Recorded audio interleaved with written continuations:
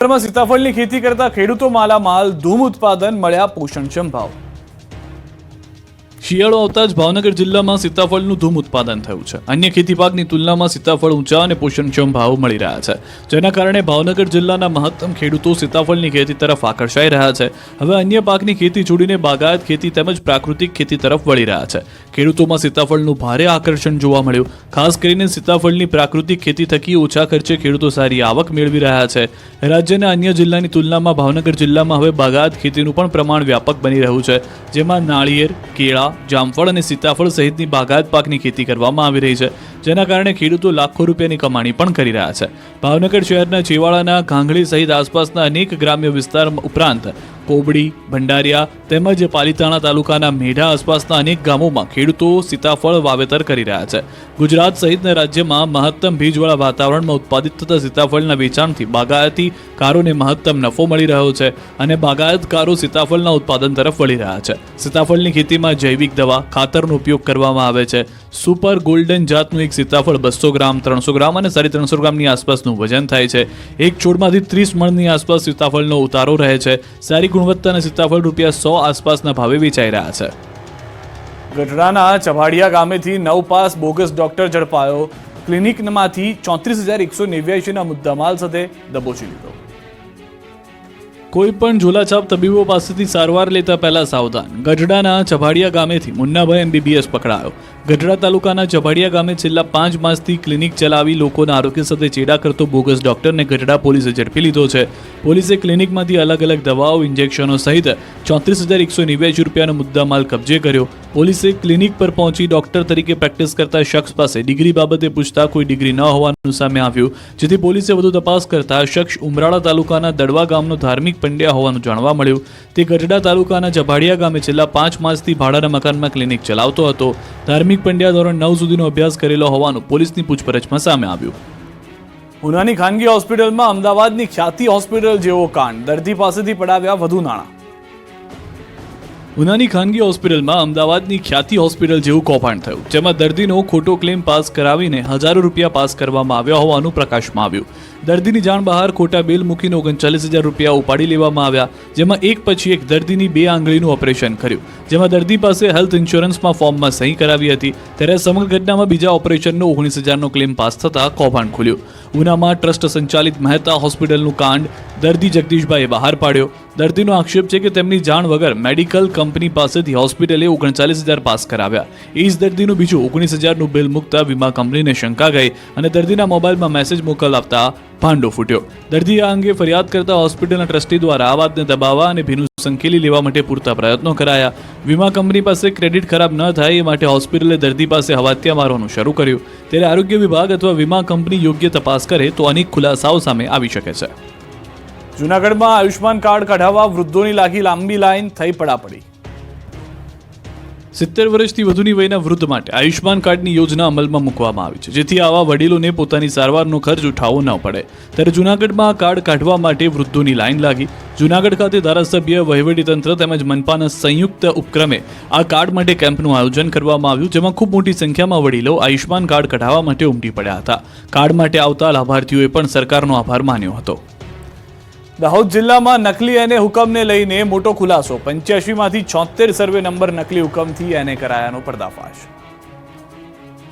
દાહોદ જિલ્લામાં નકલી અને હુકમના વિવાદને લઈને તપાસનો ધમધમાટ ચાલી રહ્યો છે। દરરોજ નવા ખુલાસા થઈ રહ્યા છે, ત્યારે હવે સૌથી મોટો ધડાકો તપાસમાં થયો છે। કલેક્ટરે બનાવેલી સમિતિએ તપાસ કરતા અનેક ભેદ ખુલ્યા છે। બાકી રહેલા 85માંથી 76 સર્વે નંબર નકલી હુકમથી એને કરાયા હોવાનો પર્દાફાશ થયો છે। 9 સર્વે નંબરના જ હુકમો સાચા નીકળ્યા। તાલુકા પંચાયત અને સિટી સર્વેના નકલી હુકમો મળ્યા। નકલી અને હુકમોના કૌભાંડમાં 219 શંકાસ્પદ સર્વે નંબરમાંથી 134 સર્વે નંબરો મામલે જુદા 4 ગુના દાખલ કરવામાં આવ્યા। બાકી રહેલા 85 સર્વે નંબરના કાગળો જ નહીં મળતા હોવાની વાતથી અનેક ચર્ચાએ જોર પકડ્યું છે। 5મી ડિસેમ્બરે નરેન્દ્ર મોદી સ્ટેડિયમ જય સ્વામિનારાયણના નાદથી ગુંજશે। સુવર્ણ મહોત્સવને લઈને ફ્લાઇટના ભાડા આસમાને।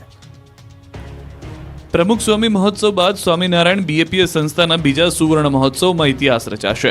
5મી ડિસેમ્બરે અમદાવાદના નરેન્દ્ર મોદી સ્ટેડિયમ જય સ્વામિનારાયણ નાદથી ગુંજી ઉઠશે। 5મી ડિસેમ્બરના અમદાવાદના નરેન્દ્ર મોદી સ્ટેડિયમમાં યોજાશે BAPS કાર્યકર્તાઓનો સુવર્ણ મહોત્સવ, જેમાં 1 લાખથી વધુ સ્વયંસેવકો ભાગ લઈ ઇતિહાસ રચશે.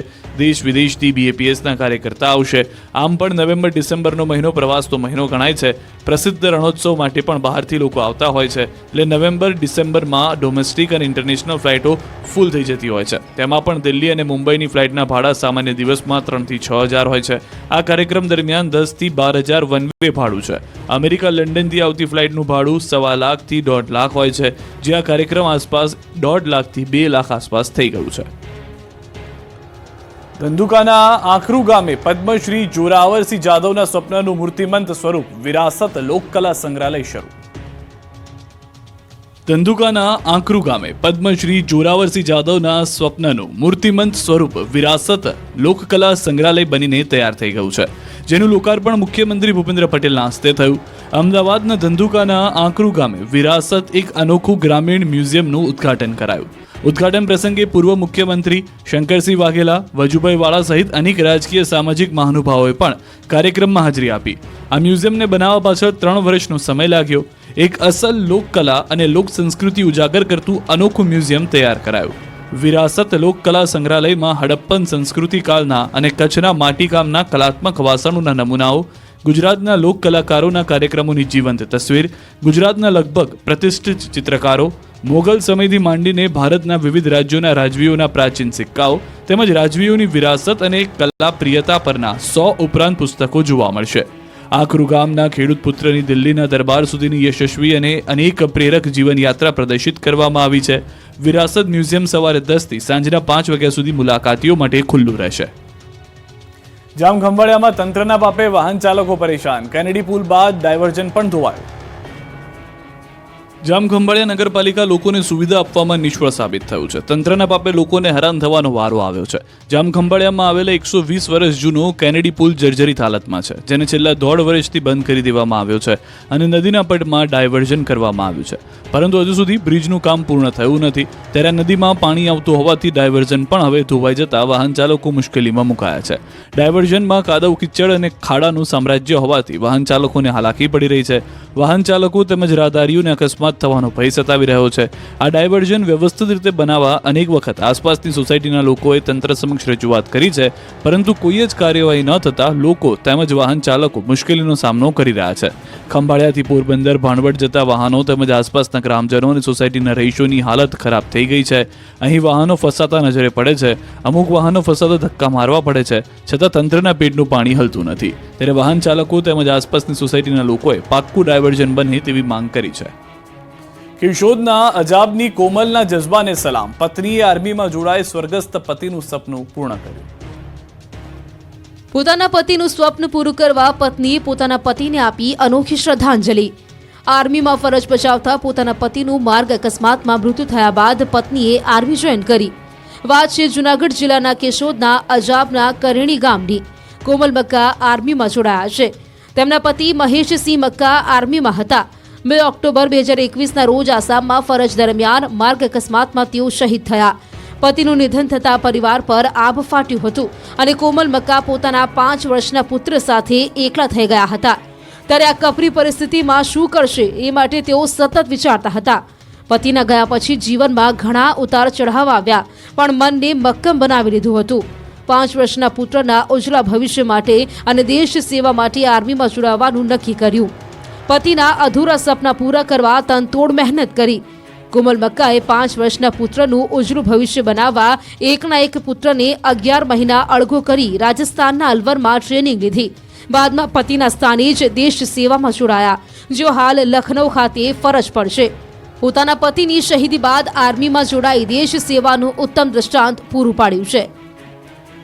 ધાંગધ્રાના શિલ્પકારે પથ્થરમાંથી બનાવ્યો 50 કિલો વજનનો કાચબો. તમે ક્યારે પથ્થર પાણીમાં તરતો જોયો છે? અને એ પણ 50 કિલોના વજનની સાથે?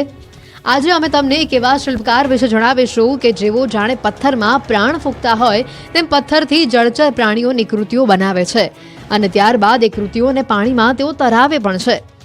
તમને જાણીને નવાઈ લાગશે, પરંતુ આ હકીકત છે. પથ્થરોમાંથી બનાવેલ વિવિધ કૃતિઓ જેવી કે બતક, મગર, કાચબો, શિવલિંગ, હોડી જે 300 ગ્રામથી લઈને 50 કિલો જેટલું વજન હોવા છતાં પણ પાણીમાં સરળતાથી તરે છે, જેથી આવી કૃતિઓની સમગ્ર દેશમાં ભારે માંગ રહે છે.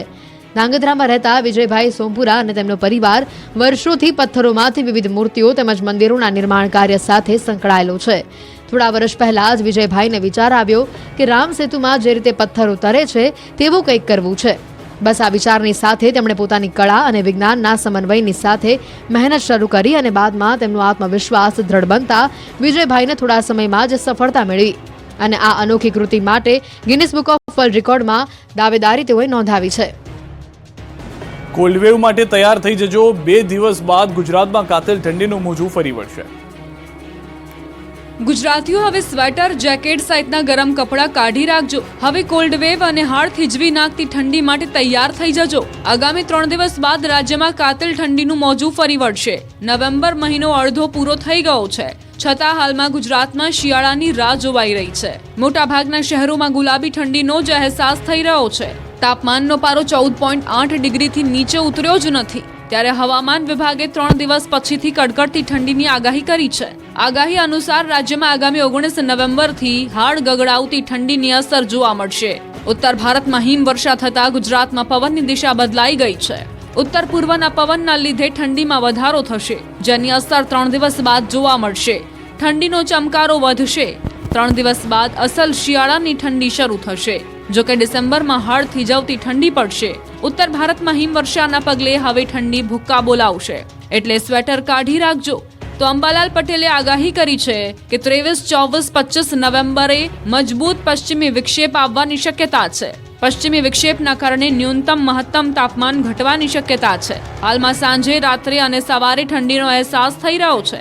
જો કે દિવસે સૂરજ માથે ચડતા ગરમીનો અહેસાસ થઈ રહ્યો છે. સૌથી ઓછું તાપમાન ગાંધીનગરમાં 14.8 ડિગ્રી નોંધાયું.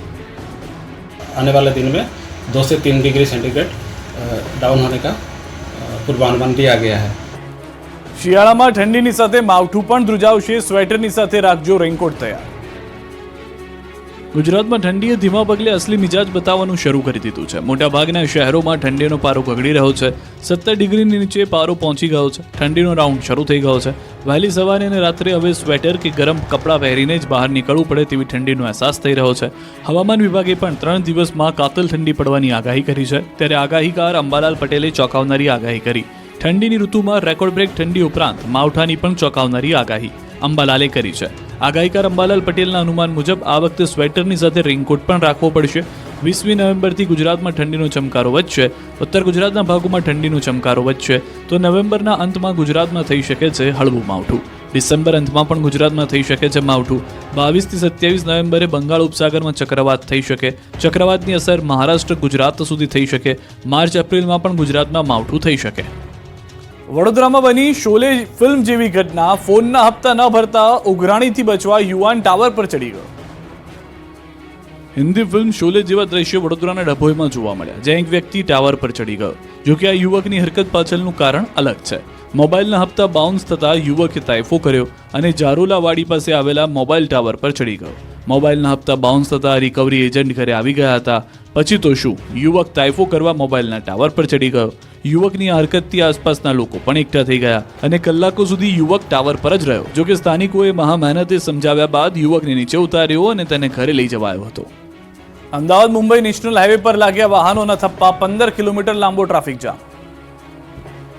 સુરતના માંગરોળ તાલુકાના મોટી નરોલી ગામ પાસે અમદાવાદ મુંબઈ નેશનલ હાઈવે 48 પર કિમ નદીના ઓવરબ્રિજ પર ડામર પાથરવાની કામગીરીને લઈને હાઈવે પર લાંબો ટ્રાફિક જામ થયો. 15 કિલોમીટર લાંબા ટ્રાફિક જામનો ડ્રોન નજારો સામે આવ્યો. સુરત જિલ્લામાં પસાર થતા Ahmedabad Mumbai national highway number 48 પર માંગરોળ તાલુકાના મોટી નરોલી ગામ પાસે કિમ નદીના ઓવરબ્રિજ પર NHAI વિભાગની ટીમ દ્વારા મેન્ટેનન્સની કામગીરી હાથ ધરવામાં આવી. બ્રિજની એક લાઇન બ્લોક કરવામાં આવતા ટ્રાફિકની સમસ્યા ઊભી થઈ છે. નેશનલ હાઈવે 48 પર છેલ્લા 12 કલાકથી 15 કિલોમીટર લાંબો ટ્રાફિક જામ થયો છે, જેને લઈને વાહન ચાલકો તોબા તોબા પોકારી ઉઠ્યા છે. ટ્રાફિકથી ત્રાસી જઈને નેશનલ હાઈવે નજીક આવેલા ગામોમાં હવે વાહનો ઘૂસી રહ્યા છે અને પોતાનો સમય વેડફાટ ન થાય તે માટે ગ્રામીણ રસ્તાઓ પરથી સુરત બાજુ જઈ રહ્યા છે. તેમજ કોઈ પણ કટમાંથી વાહનો રોંગ સાઈડમાં ન ઘૂસે તે માટે કોસંબા પોલીસના જવાનો દરેક કટ પર ઊભા રહી ગયા છે, જેને લઈને બંને બાજુની લાઇન જામ ન થાય. ત્યારે NHAI વિભાગ ઝડપથી કામગીરી પૂર્ણ કરી હાઈવે ખુલ્લો કરાવે એ હાલ જરૂરી છે. રાજકોટ નાગરિક સહકારી બેંકની 28 વર્ષ પછી યોજાઈ ચૂંટણી. સરેરાશ 96.39% મતદાન થયું. ભાજપના જ બે જૂથ વચ્ચે કાંટાની ટક્કર. 28 વર્ષે રાજકોટ નાગરિક સહકારી બેંકની ચૂંટણી યોજાઈ. વર્ષે 10,000 કરોડ રૂપિયાનો બિઝનેસ, 3.32 લાખ શેર હોલ્ડર્સ ધરાવતી બેંકની ચૂંટણીમાં સરેરાશ 96.39% મતદાન થયું. કુલ 332માંથી 320 મત પડ્યા. રાજકોટ, જસદણ, જેતપુર, જૂનાગઢ, અમદાવાદ, મુંબઈ સહિતના સ્થળે મતદાન થયું. પોલીસ બંદોબસ્ત સાથે શાંતિપૂર્ણ માહોલમાં મતદાન પૂર્ણ થયું. રાજકોટ ખાતે 196 મતમાંથી 189 મત પડ્યા. સંસ્કાર અને સહકાર પેનલના ઉમેદવારનું ભાવિ મતદાન પેટીમાં કેદ થયું. ભાજપના જ બે જૂથ વચ્ચે કાંટાની ટક્કર છે. ચૂંટણીનું પરિણામ 19 નવેમ્બરે આવશે. 21 ડિરેક્ટરોમાં સહકાર પેનલના 6 ડિરેક્ટરો બિનહરીફ જાહેર થયા છે. અન્ય 15 ડિરેક્ટરો માટે સહકાર પેનલના 15 ઉમેદવારો છે, જ્યારે સંસ્કાર પેનલના 11 ઉમેદવારો મેદાને છે. જ્યોતિન્દ્ર મહેતાની સહકાર પેનલ અને કલ્પક મણિયારની સંસ્કાર પેનલ વચ્ચે જંગ છે. નાગરિક સહકારી બેંકની ચૂંટણીમાં ધારાસભાની ચૂંટણી જેવો માહોલ જોવા મળ્યો. મહત્વનું છે કે 5મી ઓક્ટોબર 1953માં 59 સભ્યોએ 5,000 રૂપિયાથી ઓછી મૂડી સાથે સહકારી બેંક શરૂ કરી હતી. વડોદરામાં ભાજપના 2 ધારાસભ્યો જાહેર સભામાં વાકડ્યા. હૈયાની વાત હોઠે આવી ગઈ. વડોદરામાં ભાજપના જ 2 ધારાસભ્યો જાહેર સભામાં જાહેર મંચ પર બાકડી પડ્યા હતા. વડોદરામાં દિવાળી બાદ પ્રસંગ હતો ભાજપનો સ્નેહ મિલનનો, પણ ભાજપના ધારાસભ્ય યોગેશ પટેલ અને ચૈતન્ય દેસાઈ વચ્ચે સદસ્યતા અભિયાનને લઈને વાકયુદ્ધ થયું. બંને ધારાસભ્યોની હૈયાની વાત હોઠે આવી ગઈ. જાહેર સભામાં બંને આમને સામને આવી ગયા. વડોદરા શહેરના માંજલપુર વિસ્તારમાં યોજાયેલા સ્નેહ મિલન સમારોહમાં માંજલપુરના ધારાસભ્ય યોગેશ પટેલે આખોટાના ધારાસભ્ય ચૈતન્ય દેસાઈનું નામ લઈને આખોટા વિધાનસભાને બનાવેલા સદસ્યો સામે શંકા વ્યક્ત કરીને તપાસનો વિષય છે તેવી ટિપ્પણી કરી. સદસ્યતા અભિયાન સામે સવાલો ઉઠાવ્યા. તેઓએ સસલા અને કાચબાની વાર્તાનું ઉદાહરણ આપીને કાચબો આગળ નીકળી ગયો તેવો કટાક્ષ કર્યો, જેને લઈને અખોટા વિધાનસભા યોજાયેલા સ્નેહ મિલન કાર્યક્રમમાં ધારાસભ્ય ચૈતન્ય દેસાઈએ સિનિયર ધારાસભ્ય યોગેશ પટેલ પર પલટવાર કર્યો. વળતો જવાબ આપતા ચૈતન્ય દેસાઈએ જણાવ્યું કે સંશોધનનો વિષય તો એ છે, તમે એ ચિંતા કરો કે તમારા વખતે આ કેમ ન કરી શક્યા. આ રીતે બંને નેતાઓ જાહેર મંચ પર જ હૈયા વરાળ ઠાલવતા રાજકારણ ગરમાયું હતું. જે વધારે સભ્ય બનાવે છે એને બધી ગ્રાન્ટ આપવાની મને તોય નથી કરતા. એટલે સૌથી વધારે વોટ આવે સામેની ડિપોઝિટ જાય ને ઓછામાં ઓછા સભ્ય માજલપુરમાં થાય ને વધારે થઈ પણ નથી. એટલે એવું વાત તો સાચી છે, સંશોધનનો વિષય છે, અને સંશોધનનો વિષય એવો છે કે તમે તમારી પોતાની ચિંતા કરો કે તમારા ત્યાં કેમ નહીં થયા. મોરબી જિલ્લા પંચાયતના ચેરમેનનો ખુલ્લેઆમ બફાટ, જેણે મત નથી આપ્યા તેના કામો નહીં થાય. મોરબી જિલ્લા પંચાયતના ચેરમેને જયંતિલાલ પણસુબિયાએ કેમેરા સામે ખુલ્લેઆમ બફાટ કરતા રાજકીય વાતાવરણ ગરમાયું છે. ખુલ્લેઆમ લોકોને કહી દીધું કે ભાજપને મત આપશે તો જ કામ થશે. મોરબી જિલ્લા પંચાયતના ચેરમેન જયંતિલાલ પણસુબિયાને મોરબીના વાવડી ગામે ભક્તિનગર સોસાયટીના રહેવાસીઓએ ઘેર્યા હતા. પ્રાથમિક સુવિધાના કામો ન થતા રોષે ભરેલા લોકોએ ચેરમેનને ઘેરીને સવાલ કર્યા. ત્યારે જિલ્લા પંચાયતના ચેરમેન જયંતિલાલ પણસુબિયા ગિન્નાયા હતા અને ખુલ્લેઆમ કહી દીધું કે મત આપો તો કામ થશે, નહીં તો કામ માટે આવવાનો અધિકાર નથી. મત ન આપો તો રોડ માટે રાહ જોતા રહો તેવું કહ્યું. ત્યારે સવાલ એ છે કે હવે સુવિધા મેળવવા માટે ટેક્સ ભરવો મહત્વનો કે મત આપવા મહત્વના? આની પહેલા ચૂંટણી આવી હતી ત્યારે અમને એમ કઈ ગયા હતા તમે માગી દીધું તમે અમને નો આપો માગીએ તો અમારી આગળ પણ આની પહેલા આપણે કીધું. ઠંડી મોડી શરૂ થતા જામનગરમાં જીરુનું વાવેતર 30 દિવસ મોડું શરૂ થયું. ઠંડી મોડી શરૂ થતા જામનગરમાં જીરુના વાવેતર 30 દિવસ મોડું શરૂ થયું. જામનગર જિલ્લામાં ઠંડીનો ચમકારો દેખાતા ખેડૂતોએ જીરાનું વાવેતર શરૂ કર્યું. ખેડૂતો મોટાભાગે લાભ પાચમ બાદ વાવણી કરતા હોય છે, પરંતુ ઠંડી મોડી જોવા મળતા 1 મહિના બાદ વાવેતર કરી રહ્યા છે. જામનગર જિલ્લાના જોડિયા પંથકમાં આવેલા હડિયાણા ગામે જીરાના પાકનું વાવેતર કરી રહ્યા છે. જોકે કમોસમી વરસાદને લઈ ખેડૂતોને ભારે નુકસાની વેઠવાનો વારો આવ્યો હતો. કમોસમી વરસાદથી મગફળીના પાકને વ્યાપક નુકસાન થયું છે. તેના કારણે મગફળીના ભાવ ઓછા મળી રહ્યા છે. ત્યારે ખેડૂતો જીરાનું સારું વાવેતર થાય અને સારા ભાવ મળે તેવી આશા રાખી બેઠા છે. બનાસકાંઠામાં ટેકાના ભાવે મગફળી ખરીદીમાં લાલિયાવાડી, કિસાન સંઘના આક્ષેપો. સરકારે ટેકાના ભાવથી મગફળીની ખરીદી તો શરૂ કરી દીધી, પરંતુ બનાસકાંઠામાં લાલિયાવાડી ચાલતી હોવાનો આરોપ લાગ્યો છે. ભારતીય કિસાન સંઘ દ્વારા આ આરોપ લગાવાયો છે. દાવા પ્રમાણે સરકારે ટેકાના ભાવે મગફળી ખરીદી માટે પાલનપુરમાં 2 સેન્ટર તો ફાળવ્યા છે, પરંતુ એક જ સેન્ટર પર ખરીદી થાય છે. આથી ખરીદીની કામગીરી ધીમી ચાલી રહી છે અને ખેડૂતોએ